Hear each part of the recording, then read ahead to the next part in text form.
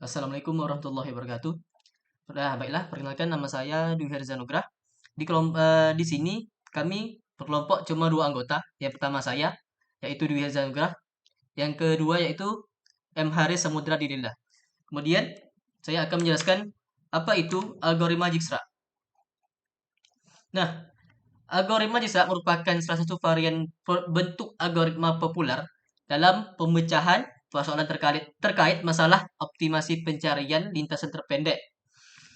Nah, eh, pada Isra ini mempunyai eh, titik bobot.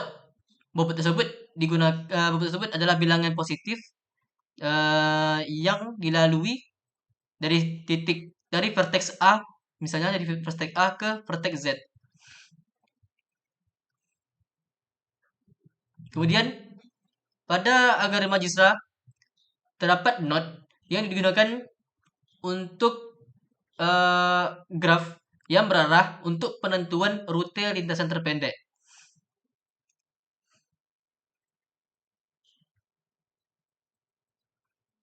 Kemudian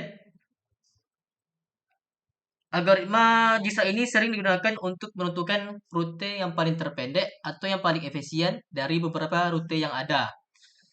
Ketika kita ingin ke satu titik dari awal ke titik akhir, maka disitulah algoritma Dijkstra ini bekerja untuk menentukan rute mana yang paling dekat. Kemudian ada beberapa contoh di internet untuk algoritma ini. Tapi kali ini dalam pembahasan kami membahas dari kelurahan yang terdapat di Kota Padang, Sumatera Barat, yang menentukan rute mana yang paling terdekat ketika berada di kelurahan awal ke kelurahan tujuan.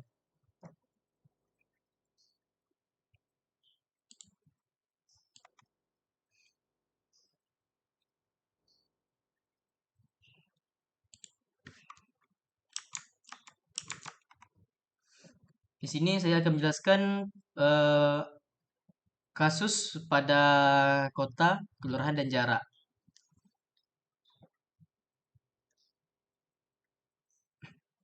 Di sini kami membuat rute dari 40 kelurahan yang berada di Kota Padang, Sumatera Barat, yang dimana kami membuat dua sampel dari setiap 40 kelurahan yang ada.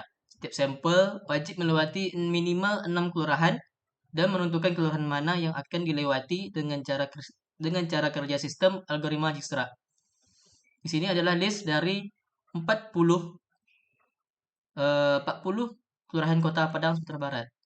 Di V1 atau vertex 1 itu air tawar barat, V2 air tawar timur, V3 Ulak Karang Utara, V4 Ulak Karang Selatan, V5 Gunung Pangilun, V6 Lolong Belanti, V7 Flamboyan Baru, V8 Alai Kopi Arak, V9 Rimbo Kaluang, V10 Ujung Gurun, V11 Jati Baru, V12 Jati, V13 Padang Pasir, V14 Purus, V15 Olong, V16 Kampung Jauh, V17 Sawahan, V18 Ganting Parak Gadang, V19 Sawahan Timur, V20 Andalas, V21 Kubu Dalam Parak Karakah, V22 Simpang Haru, V23 Kubu Marapalam, V24 Lubuk Begalung Nan X, V25 Tanjung Sabah Vitamin Nan X, V26 Tanah Sirah Pian Nan X, V27 Kampung Baru Nan X, V28 Cangkeh Nan X, V29 Parak Gadang Timur, V30 Seberang Padang, V31 Ranah Parak Rumbio, V32 Alang Laweh, V33 Pasagadang, V34 Belakang Pondok, V35 Belakang Tangis, V36 Kampung Pondok, V37 Seberang Palinggam, V38 Batang Arau, V39 Berok Nipah, V40 Bukit Gado-Gado, V41 Mata Air, V42 Air Manis, V43 Rawang, dan yang terakhir V44 Teluk Bayur. Nah, di atas kami sudah menampilkan total 44 kelurahan Kota Padang, Sumatera Barat, di mana setiap kelurahan sudah di vertex agar memudahkan untuk proses selanjutnya. Berikut kami sudah mencari batas wilayah setiap kelurahan yang kami masukkan di daftar list yang kelurahannya akan kami gunakan untuk algoritma Dijkstra kali ini. Pada gambar 2.1, kami sudah membuat batas wilayah setiap kelurahan sehingga mempermudah untuk ke step selanjutnya.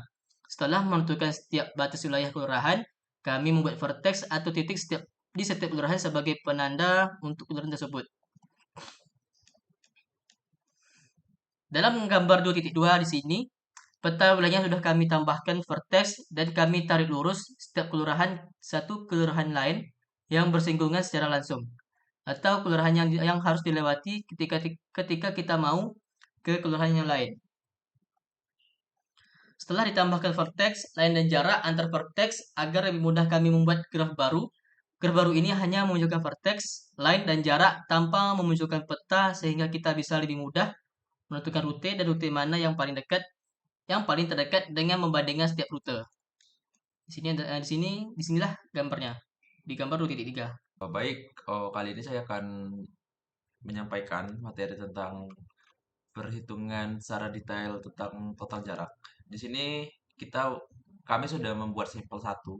Sampel satu ini adalah tentukan rute dari Kelurahan Air Tawar Barat menuju Kelurahan Padang Pasir. Berarti kalau kita lihat dari vertexnya, dari data yang kita buat, V1, Air Tawar Barat ini vertexnya adalah V1.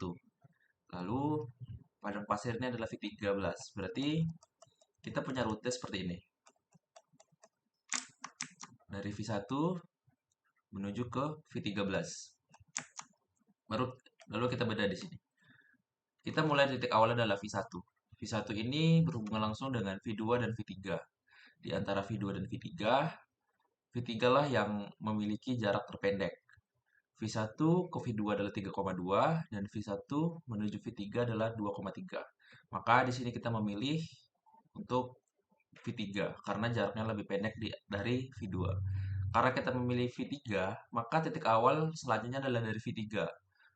Dan V3 ini, kita lihat V3 ini berhubungan langsung dengan V2 dan V3. V4, maaf. V4.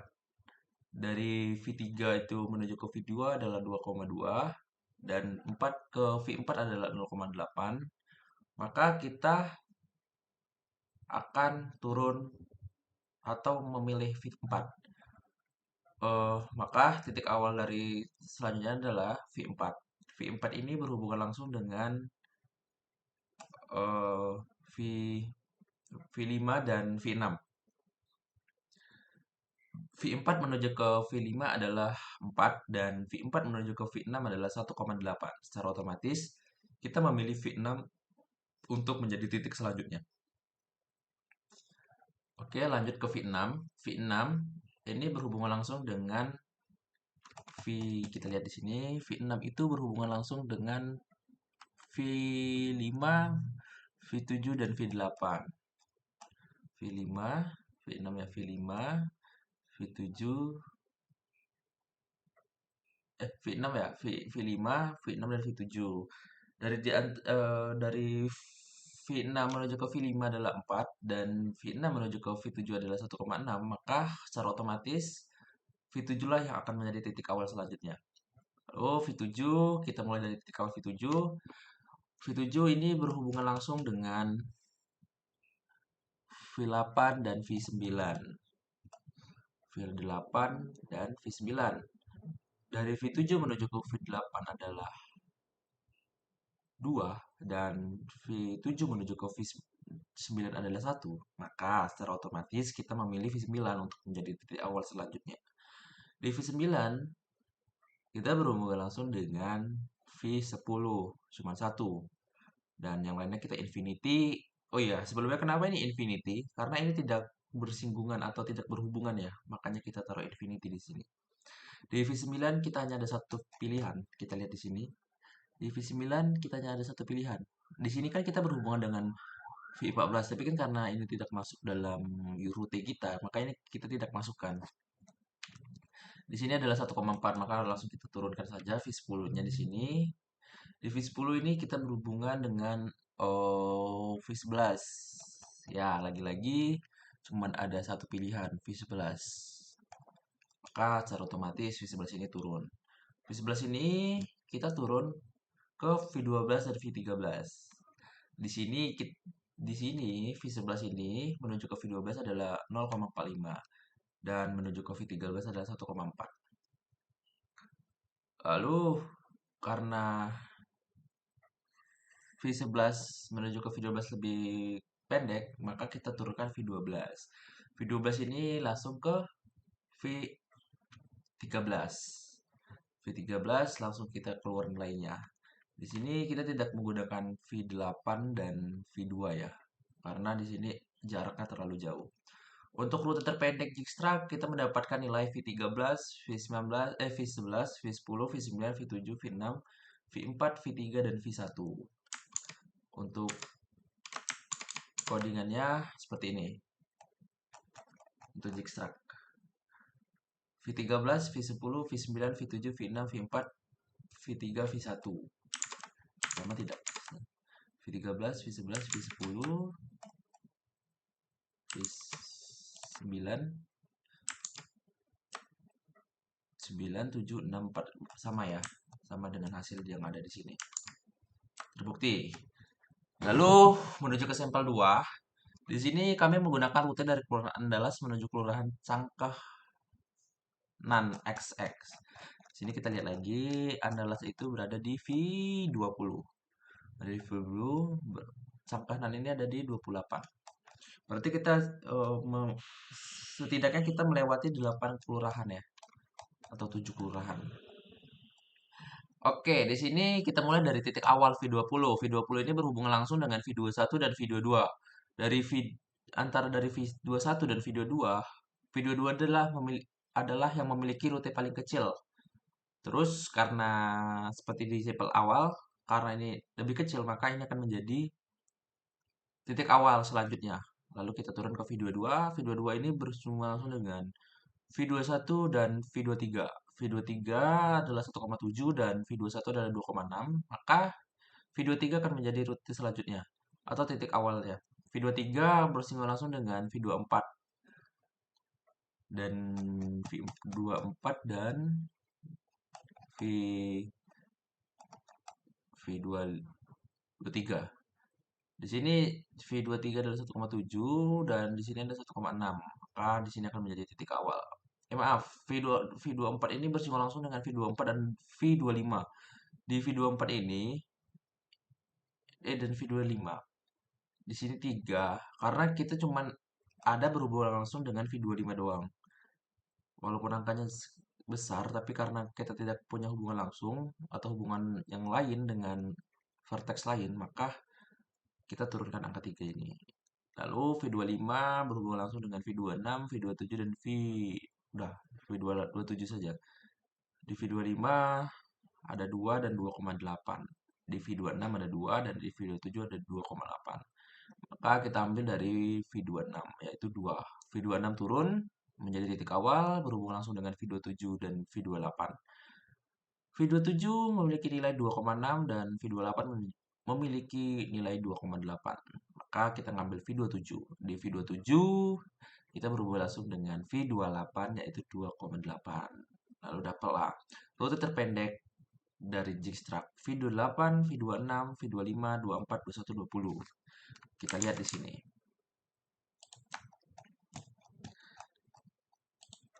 Kita lihat di sini codingan kita nih. V20, 21, 24, 25, 26, 28. Ya, oke baik di sini. Oke, untuk nextnya saya akan menjelaskan tentang codingannya. Di codingan ini saya menggunakan codingan atau membuat codingan dari pratikum sebelumnya, pratikum DAA. Jadi kita membuat import network asnex, import method pilot split. Nah, di sini untuk menggunakan graf untuk membuat graf berarah. Di sini kita menggunakan sintak G sama dengan NX di graf. Dan di sini adalah menambahkan simpul-simpul. Di sini menambah simpul itu maksudnya itu menambahkan ini nilai V1, V2 dan segala macam gitu. Di sini kita tambah ya. Di sini saya menggunakan sampel. Contohnya adalah saya menggunakan sampel 2. Menggunakan sampel 2 karena sampel 1 dan sampel 2 itu sama saja sebenarnya untuk codingannya, tapi hanya berubah di notes dan ads-nya doang. Baik, di sini saya memasukkan notes adalah V20, V21, V22, V23, 24, 25, 26 dan seterusnya. Lalu saya menambahkan ads. Ads ini ads ini maksudnya adalah untuk dari vertex satu ke vertex lain. Ini adalah jaraknya kita masukin di wedge ini. Di sini ada contohnya saya menggunakan dua contoh ya. Di sini V20 dan V21 wedge adalah 2,9 dan V20 menuju V22 adalah wedge-nya 1,3. Lalu di sini kita get edge from edge. Maksudnya ini adalah menambahkan edge dari edge from edge. Lalu di sini kita mendefinisikan posisi simpul. Nah, di sini saya menggunakan posisi simpul yang sederhana atau yang tidak mengikuti dari rute aslinya. Jadi lebih mudah dipahami atau lebih mudah dilihat gitu. Jadi di sini ada untuk menghitung total jarak yang ditempuh. Total distance sama dengan NX distract path length source. Ini adalah awalnya 20. Titik awal dari source V20, lalu targetnya adalah V28 dengan wedge. Wedge-nya ya wedge dari sini ngambil dari sini. Lalu menentukan rute terpendek dari V20 ke 28 menggunakan algoritma Dijkstraw. Di sini ada source path NX Dijkstraw path. Key source V20 targetnya adalah V28 dan ini wedge. Di sini kita menggunakan print rute terpendek dari V20 dan total jarak yang ditempuh. Ini hasilnya gini, rute terpendek dari ini. Ini yang tempuh ini. Oke. Lalu di sini selanjutnya menggambar graf. Di sini adalah PT figure graph baik size 10,6 dan X draw post with label true all color light blue. Light blue di sini warnanya light blue, edge color gray, not sets 2000 font weight bold. Di sini kita bisa bold di sini. Di vertex ini kita kelihatan bold ya. Menggambar edge label berat atau timbangan. Edge label next edge attribute with X draw not edge label G post edge labels. Lalu di sini menggambar rute terpendek dengan warna berbeda. Jadi rute terpendek ini kita bedain warnanya ya. Jadi di sini menggunakan warna red. Di sini kita bisa juga ganti warna. Misalnya kita mau ganti warna yellow bisa untuk apa ya? Untuk melihat rute terpendek. Sini. Nah, ini sudah berubah warnanya menjadi warna kuning ya. Untuk garis rute yang berbeda gitu. Jadi kita bisa membedakan mana rute yang terpendeknya. Lalu di sini adalah di sini cuman untuk title doang ya di sini. Ini untuk fungsinya ini. Lalu di sini adalah PLT show dan untuk hasil outputnya adalah seperti ini. Lalu saya akan membahas tentang greedy. Nah, di greedy ini di kami sedikit berbeda. Kenapa? Karena ada satu sampel yang kita tidak dapat greedy-nya. Oke, kita bahas dulu greedy dari yang sampel 2. Di sampel 2 ini kita mendapatkan greedy dari V20 ke V28 adalah V20, 22, 23, 24, 25, 26, dan 28. Kenapa? Di sini kita bedah, kita ulik lah. V20 itu berhubungan dengan V21 dan V22. Di antara V21 dan V22, nilai yang lebih kecil adalah menuju ke V23 V22 yaitu 1,3. Lalu di V22 ini kita berhubungan langsung dengan V21 dan V23. Dari kedua nilai ini, yang lebih sedikit adalah V23 yaitu 1,7.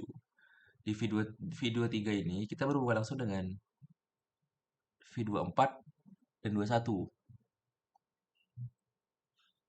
Oke, di sini kita menuju ke V21 karena di sini nilainya lebih kecil ya. Lebih kecil ke V21. Lalu di sini karena kita sudah pernah berada di titik ini, lalu kita menuju ke V24. 24 di sini. V24 lalu 24 ini ke 25, 25 ini ke 26, lalu ke 26 ini ke 28. Dan itulah greedy-nya. Nah, yang beda dari ini adalah sampel di sini.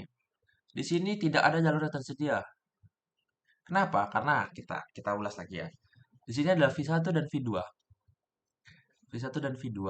Lalu karena V1 dan V1, V2 dan V3.